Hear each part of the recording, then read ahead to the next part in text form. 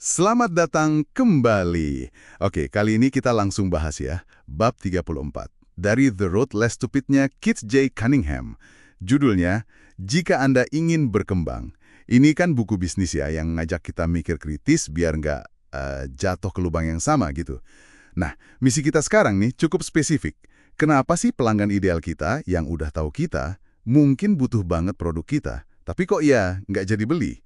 Katanya sih, kalau kita bisa bongkar ini kunci buat berkembang. Mari kita coba bedah bareng ya. Iya, ini pertanyaan mendasar banget ya. Di bab ini tuh ada 4 sudut pandang lah, 4 lensa buat ngelihat masalah ini.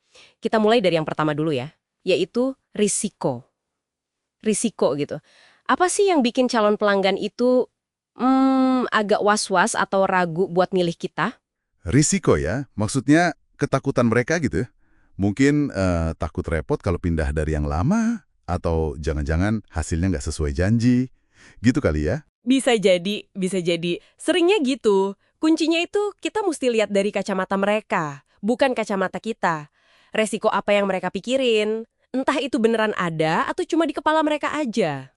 Oke, oke. Nah, kalau udah tahu, baru kita mikir, gimana caranya biar resiko itu rasanya lebih kecil, atau bahkan hilang sama sekali. Mungkin kasih garansi, atau tunjukin studi kasus sukses. Testimoni yang kuat juga bisa kan? Bener juga. Jadi bukan cuma soal fitur produk ya, tapi lebih ke bikin mereka merasa aman gitu.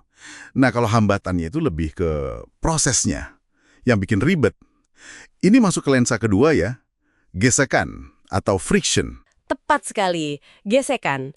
Ini soal semua hal yang bikin prosesnya tuh jadi susah, atau lambat, atau ya nyebelin aja gitu.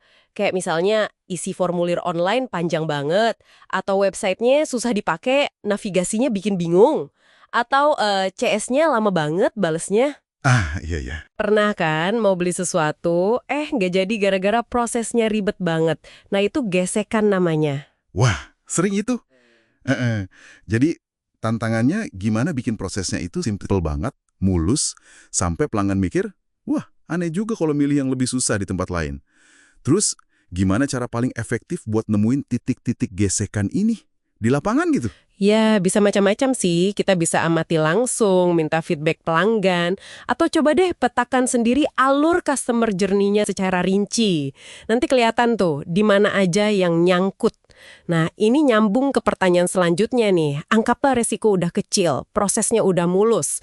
Lensa ketiga itu, perbedaan yang membuat perbedaan, difference that makes the difference. Ini menarik nih. Jadi bukan cuma sekedar kita beda loh, tapi apakah bedanya kita itu beneran penting buat pelanggan? Sering kan kita bangga sama fitur A, padahal pelanggan sebenarnya lebih peduli soal B.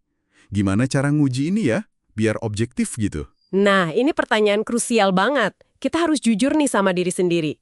Keunikan kita ini, apa benar ngejawab kebutuhan nyata mereka? Terus apa cukup penting sampai mereka mau repot-repot pindah dari kebiasaan lama? Dan satu lagi yang penting, kita udah ngomonginnya pakai bahasa mereka belum?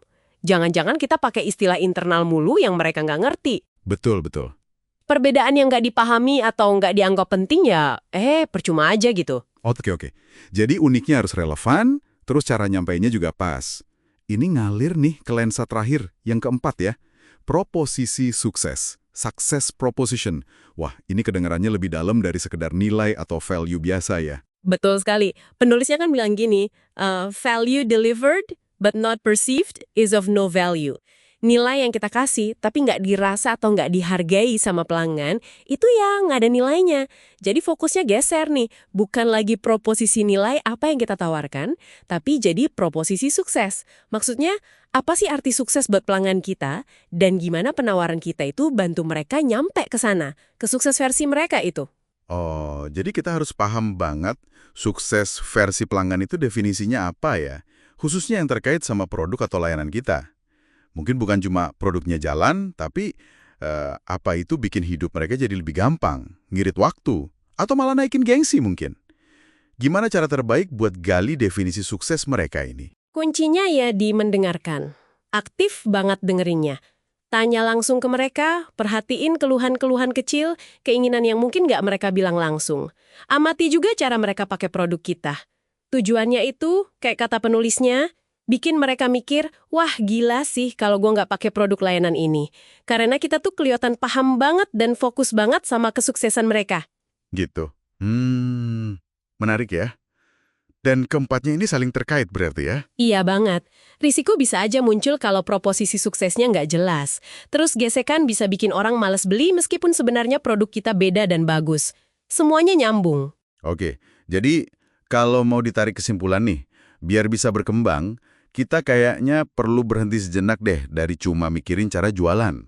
Coba pakai kacamata pelanggan yang hampir beli, tapi nggak jadi itu. Terus tanya, resiko apa sih yang mereka lihat? Ada gesekan nggak di prosesnya? Terus, perbedaan kita itu apa yang benar-benar penting buat mereka? Dan yang paling penting, gimana kita nunjukin kalau kita ini jalan menuju sukses versi mereka? Betul. 4 lensa ini, risiko, gesekan, perbedaan, dan proposisi sukses, ini semacam kerangka kerja ya, buat mikir strategis yang lebih dalam. Bukan cuma perbaikan kecil-kecil di permukaan aja.